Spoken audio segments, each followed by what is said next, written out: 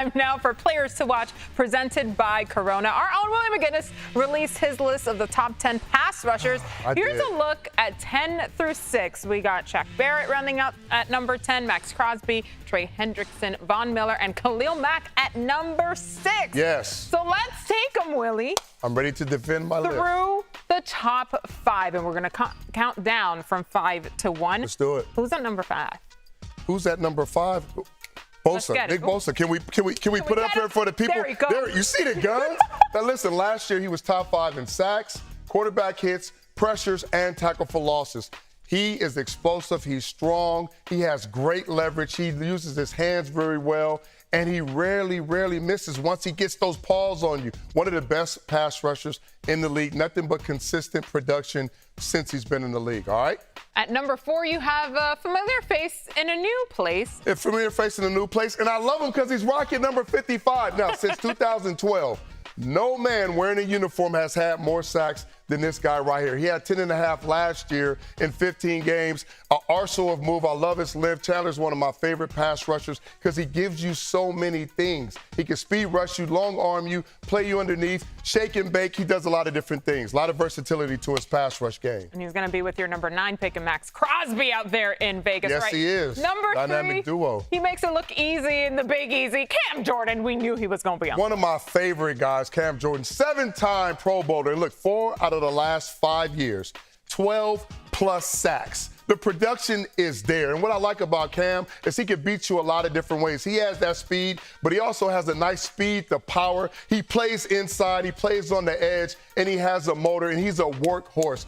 One of the great ambassadors of the game and one of the best teachers of pass rushing. I love watching him play. One of the guys that's a heartbeat of that team, no question. All right, moving on to number 2. We just saw your interview with Myles Garrett going to break. He was talking about 24 sacks this year. Was we talking about my list in that interview? But listen, Myles Garrett just set a franchise season sack record with 16, okay? We know how explosive he is. He was working on the pole arm move when I was there, and I was talking to him about it. But when you talk about pressuring a quarterback, he's at the top of the league. And 21 of his pressures have turned in the last 5 years, have turned into turnovers. So when you look at putting pressure on the ball, it's not always about the sack, people. It's about getting to the quarterback, forcing him to throw a turnover, throw the ball away, and not letting the receiver catch it and getting off the football field. One of the best in the game. It's the way he's affecting the game when he's out there. Yes, all right. he is. Finally, at number 1, TJ Watt. Tied the sack record last year with 22.5. And listen, it's just not 1 year. He's been consistent in the last 5 years. There's 3 players, okay, that have had that many sacks. I would say in that span. It's him, it's his brother, and it's Reggie White. Nobody has more sacks in that span, and he's one of the best at the game. And what I love about him, he plays the edge so well. He uses his length. He uses a lot of different things. He's a speed rusher. He's a power rusher. He can beat you inside. He uses his arms, his hands.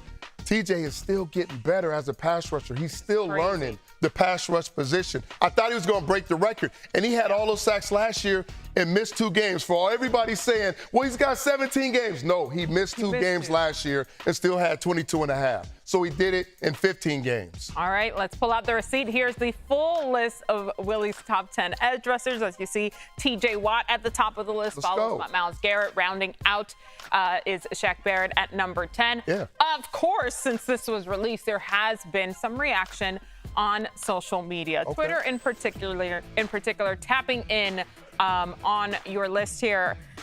People wondering, where's Rashan Gary? What's going on with that? Look at that.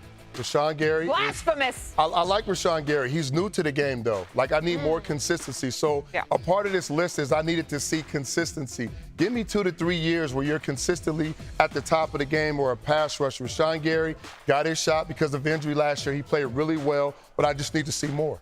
Okay, some folks wondering about the rankings and people who are missing on this list. Yep. So, all right, what a joke. Cam Jordan ahead of Nick Bosa, and Joey Bosa not even on the list. All right, we hear you, Nicholas. I do like Joey Bosa, but I can't have 2 Bosas. I had to go with the better Bosas. I had to go with the better Bosa that's been more consistent over the last few years. And, you know, you talk about also, you mentioned Robert Quinn. Robert Quinn is one of my favorite pass rushers. Sneakily has over, 100 sacks already. 18 and a half last year in year 12.